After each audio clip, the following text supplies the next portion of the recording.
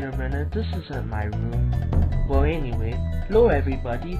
Today I thought I'd do something special after Barber Month. That's right, I'm talking about Spyro. He's been flying, freeing dragons, and collecting gems for 25 years. But today I'm only going to be covering the 3 games on PS1. So if you wanted me to cover stuff like Enter the Dragonfly or the Legend of Spyro games, then sadly I won't be covering those for now. But enough of that, on to the first game. Ted Price, who created Insomniac Games, was resolved to work in the video game industry ever since the Atari 2600 was released in 1977, when he was just 9 years old. Funnily enough, Spyro is Insomniac's second attempt at a game, the first one being Disruptor. Even though Disruptor bombed commercially, its favorable critical reception impressed Universal Interactive Studios, motivating the team to move forward with their next project. Insomniac artist Craig Stitt proposed the concept of a game featuring a dragon since he was personally interested in the fabled animal. At first, the tone of the game was much darker and more realistic. According to Insomniac's COO, John Fiorito, who joined the company in 1997 during the development of Spyro, inspiration for the game came in part from the movie Dragonheart, and the game started out as a realistic and kind of dark and gritty, before turning more whimsical and lighthearted. But you wanna know why it changed though? Well, it was thanks to a suggestion by Marc, who suggested to make a game with greater mass market appeal, as the PlayStation's user base was declining and the PlayStation's library of friendly games were far exceeded to the Nintendo 64's. Spyro was originally intended to be called Pete, but the name was dropped due to fear of copyright issues over resemblances to the Disney movie Pete's Dragon. Spyro was a possibility, but it was ultimately rejected as being too mature, so they opted on Spyro. Spyro was originally going to be green, but the designers changed him to purple because they were concerned he would blend in with the grass.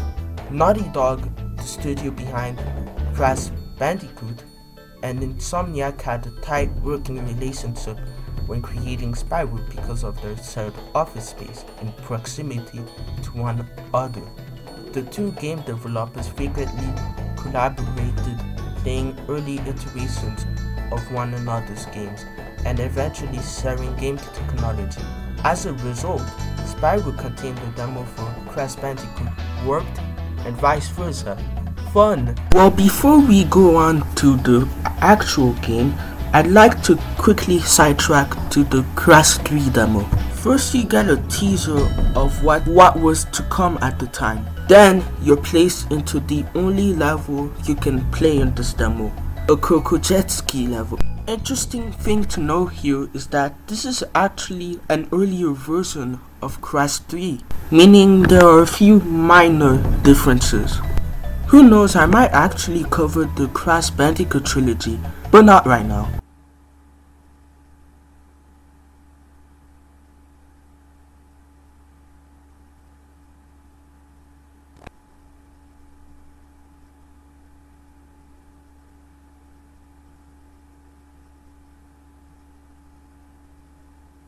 So our story begins during an interview with the Artisan Dragons, where after insulting Nasty Nork, an enraged Nasty Nork encases the dragons into crystal-shaped dragons. Seemingly being the only one unaffected by this, it is up to Spyro and Sparks to save the day. The most simple of simple story. So, unlike Crash, not only does Spyro have a hub world, but the levels are open-ended. As open-ended as the PS1 could handle anyway. You can press X to jump, you can press it again to glide, you can press O to fire flames, and you can press square to jump. In all honesty, charging feels a little too clunky for my liking. What you'll be collecting are gems, dragon eggs stolen by those darn egg thieves, but the main thing you'll be doing are rescuing crystallized dragons. When you do, they'll thank you for it. Some will give you hints, some will chit chat with Spyro a little bit, but that's pretty much it. And I swear to God, if I hear "thank you for releasing me" one more time, I'm gonna never mind. You don't really get anything for collecting the eggs, which, while making it feel redundant, at least makes it satisfying to charge it to the eggs team. Yeah, take that, you freaking jerk. Nasty Norks are the primary enemies in this game, but you meet some other ones, some that are so big you can't really charge into them, forcing you to use fire on them. Some who wear metal, thus forcing you to charge into them. But I really dislike the big enemies, how they can just damage. But if there's one thing I gotta praise, is the graphics. For the time, this must have been a very colorful game, arguably even more colorful than the first Crash Bandicoot game. The worlds you explore look pretty and gorgeous, and it's really impressive that this was managed to be done on PS1. But at the same time, some of the dragons look odd, like really odd, like piñatas. Your health is indicated by the colors of sparks. Yellow is full, green is when you've been hit once, blue is near death, and once you get hit again, you're left vulnerable because he's no longer there. Once you get hit while he's no longer there, then you die. However, if you want to replenish your health, you gotta burn down some smaller enemies to gain a butterfly that sparks can then eat. Don't question anything. But as long as Sparks is full health, he can help you collect collectibles, which is really neat. The flying stages in this game are pretty fun. You essentially have to destroy a certain amount of objects before the time runs out, and it's always fun trying to get the best time. I just wonder why he can fly in those stages but not the regular ones. Right, don't question anything. Wait, there are bosses? Yeah, apparently there are, and honestly, they are the weakest parts, being pitifully easy to defeat, making the Mario bosses look like Dark Souls. I don't know how I've gone this far without mentioning the music, but it is so good. Being composed by Stuart Copeland means we get a lot of atmospherically, catchily headbanging music, and honestly I really dig it. So in conclusion, I'd say that this game, while not really aging the best in some areas, has aged better than the first Crash Bandicoot game. But honestly, I think it's best if you stick with the reunited Trilogy version. Back in 2018, the Purple Dragon finally returned with a remake of the trilogy, similar to how the Unseen trilogy did at the time, being made by Toys for Bob. And there are some changes that are done for the better, like adding the skill points from the later games, having Tom Kenny voice him here, which, as much as I love Carlos Alazraqui, Tom Kenny definitely suits Spyro better. But wow, the reunited trilogy looks so gorgeous. Except for the occasional moments where it drops frames, this game looks beautiful. And it's the little things too, like making the controls feel a lot more smoother, giving the dragons fun character designs, and overall being a better version of the first game. This is definitely the version I'd recommend you try. Alright, one game down and 2 more to go. There isn't much development history this time around, although I can give this trivia. Spyro 2 Ripto's Rage was tentatively titled Spyro the Dragon 2 during its pre-production, and for the final release in Europe, the game's name was changed to Spyro 2 Enter the Gateway. Why? Maybe it was because the word rage was offensive in Europe. But anyway, the story starts out with Spyro and Sparks glooming over the fact that it's raining all the time in the world of the dragons, wishing to go on a vacation, when suddenly they notice a new portal that wasn't even in the first game, simply known as Dragon Shores.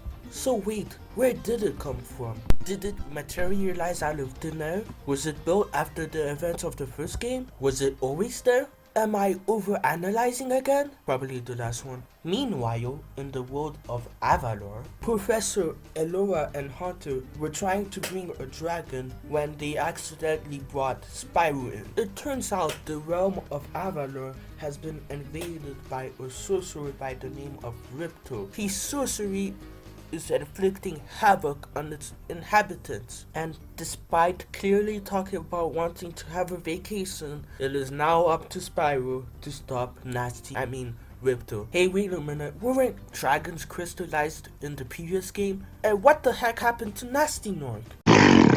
Well, it's funny you should, see the George, they're onto us! Let's get out of here. So basically now, in Spyro 2, we have different hub worlds filled to the brim with a variety of NPCs. Another difference was the way Spyro was handled. He now feels a lot smoother and better to control. The hub worlds are pretty fun in their own way. They might be barren, but they're small enough to be sandbox-like, but not completely barren to not have nothing to do in them. You see, this is how you do a hub world Sonic Adventure. In addition to that, now whenever you enter and exit levels, there are these cute animations that play out. The intro usually being about what the danger is, and the latter usually being the aftermath of Spyro saving the day. Man, they must really be Pixar fans. We'll be back before Andy gets home. What? What are you laughing about? Huh? Real funny, Woody. All right, we're losing our light. Wipe it off and let's go again. So now, instead of the crystallized dragons or dragon eggs from the previous game, you instead collect talismans and orbs. The former pretty much being more important than the latter, though at one point you need 6 of the latter. So yeah. Getting a talisman is pretty simple. All you have to do is beat the level. Getting an orb, on the other hand, pretty much requires you to do a side quest, like winning 5 scores in under an hour in hockey, or seeking off the monkeys with your charge attack. These are fine, but sometimes you don't really have a clue of what you need to do. Like, you get what you're supposed to do, but you don't really know where it is, if that makes sense. Still pretty fun though. Throughout the game, you learn new moves with the help of Moneybags, some greedy bastard who forgot he wasn't working at EA. The amount of gems he asks you is absurd. What are those new moves, you ask? Well, they are swimming, climbing, and a headbath. Don't get me wrong, the swimming and the climbing are both very helpful, albeit clunky for the former. But hey, after I got used to them, they were the best. And the fact Spyro doesn't drown, unlike a certain blue hedgehog, is another bonus. Through the 3 bosses you fight, they are pretty much better, and better than all of the ones in the first game. No chasing and more threatening bosses? Hell yeah! The flying stages are back and just as fun. Although this time, there's missions here too, as you can find characters in different locations to give you a mission. You'll be doing a lot of stuff that you probably won't do ever again, so be careful. It's time for random trivia! Like with the previous game, if you input a set of buttons, you can unlock a Crash Team Racing demo. Sweet. At least it's better than Bomberman Kart. And don't even get me started on Fantasy Race. Hey, remember Dragon Shores? Well, after you beat the game, you can actually visit it. And if you've 100%ed the game, you can get the fire breathing power up permanently on any other file.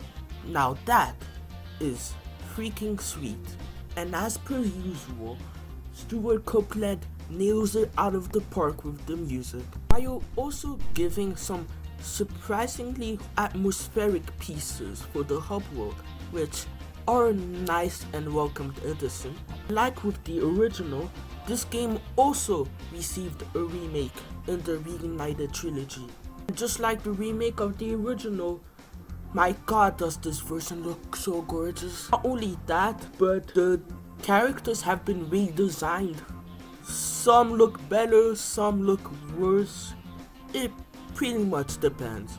And unlike, say, Spyro 1, I'd say that the original and the Reignited Trilogy version of Spyro 2 are on equal terms, which is not a bad thing. In fact, that encourages you to play both versions to see which one you prefer.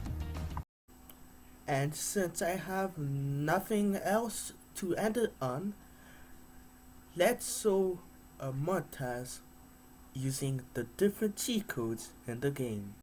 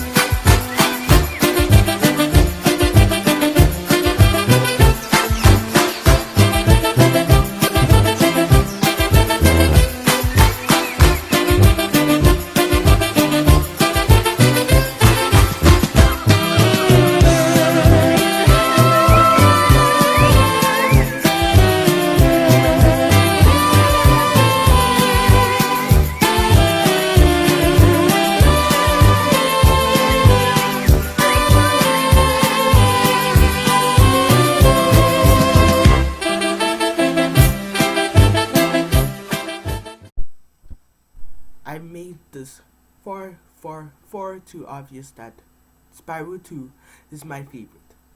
Hello everybody. Well, we finally did it. We are at the end of the Spyro marathon. Don't be sad because it's over. Be glad because it happens. Today we're gonna be talking about Spyro 3. Well, it's the one some people like, while some people dislike. For me, however, well, you'll see. So this time development started from when Spyro 2 was released all the way to September 2000. That's also why this game is called Year of the Dragon, because it was released in the 2000, aka the Year of the Dragon. So after unaliving Ripto in Spyro 2, in the world of dragons, a mysterious bunny and her henchmen creatures are stealing the dragon eggs while the dragons and Hunter are asleep. It's a matter of time, however, before they accidentally wake up the dragons. However, they manage to escape. Said bunny named Bianca turns out to be working for a sorceress who sends the dragon eggs all around the world. Being the only one who can fit in the hole, Spyro, Sparks, and Hunter are sent down the hole to find the thieves and recover the dragon eggs. You know, nothing out of the ordinary for a Spyro story. So, instead of collecting dragon crystals, or talismans, you're now collecting dragon eggs. It also seems they were already named. So pretty much all of his moves from the second game have been kept, which is pretty nice. Also, once you kill an enemy, this time gems come out of them again, just like the first game. No more souls, smalls. Nonsense from the second game. The different worlds are once again filled with different types of NPCs.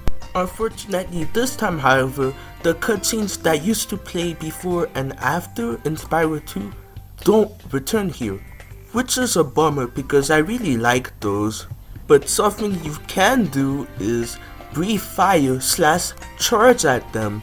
Okay, well that's not new, but unlike in the previous two games, they actually react to being hurt. And that's a detail I really like. What is wrong with me, some people may ask? I don't know. Missions are back from the second game. Like, there's one where you need to guide 3 sun seeds into a pot of lava so that they can be fused into a sun. The hockey missions also return, but instead you freeze cats and use them as pucks. I don't know why, but I find that so funny. And then there's the most 90s thing ever, skateboarding. Yeah man, totally radical, groovy. I feel like the devs were inspired by Tony Hawk, Pro Skater, and seeing how the first game came out a year earlier than this game, it's most likely. And as weird and completely insane as that sounds, I actually really like these. It's pretty much like a Pro Skater game, but without all the fat like grinding and stuff.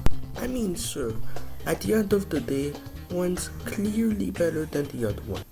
It's Tony Hawk, there's no sugarcoating it. But this is still fun on its own right. The flying stages are back and just as fun as ever. Again. God, it feels like the third time I said that. Standard stuff. This time however, only Hunter is giving you challenges, and instead of simply assisting him, you get to play as him. It's pretty much still a one-style gameplay thing you will never see ever again. Fun. Something new added to the flying stages are races. You race while flying through rings. Wait, why does that sound familiar?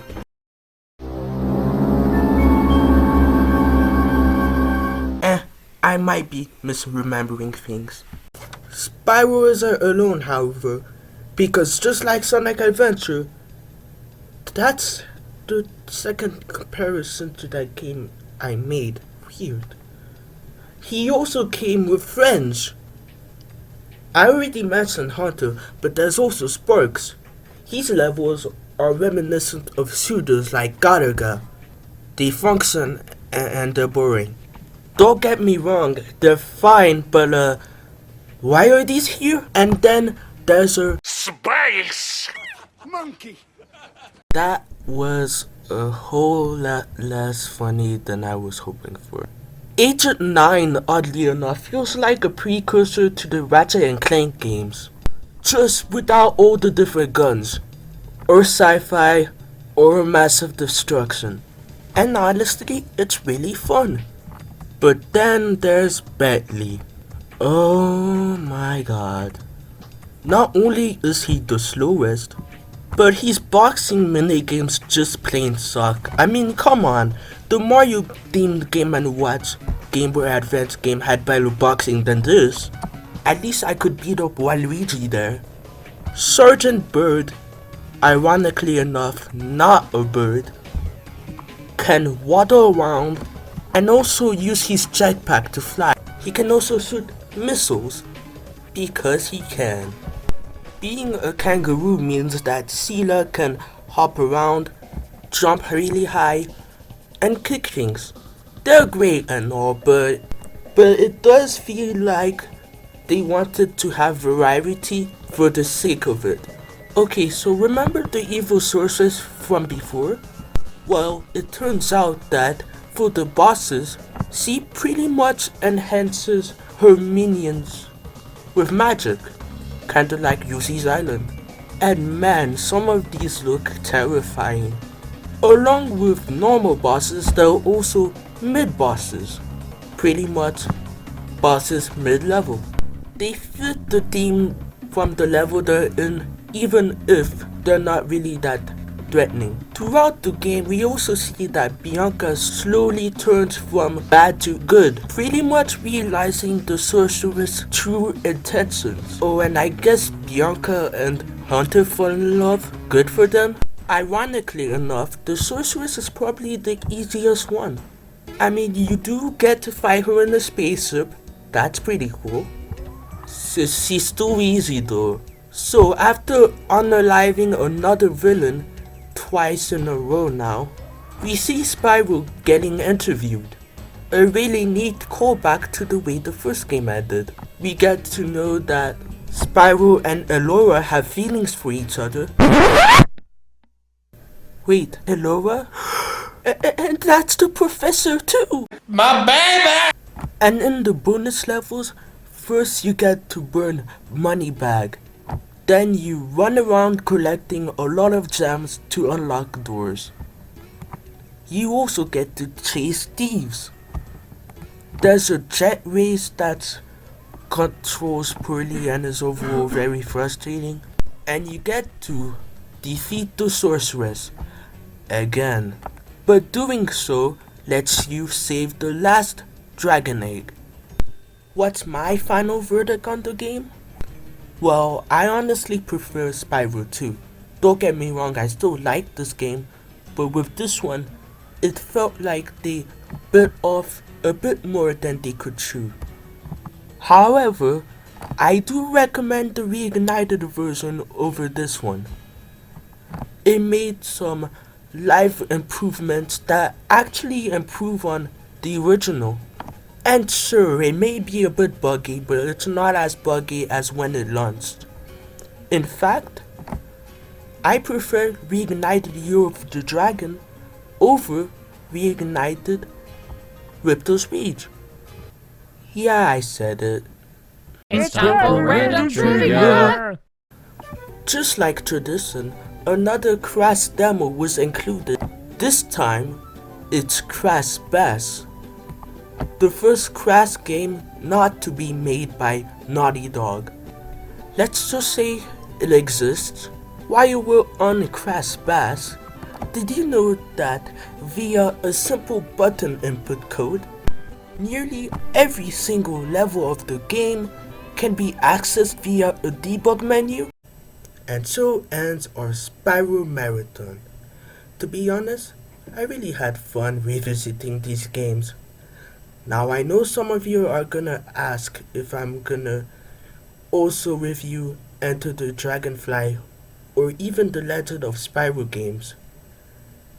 Maybe later. But thanks for watching and I'll see you guys next time.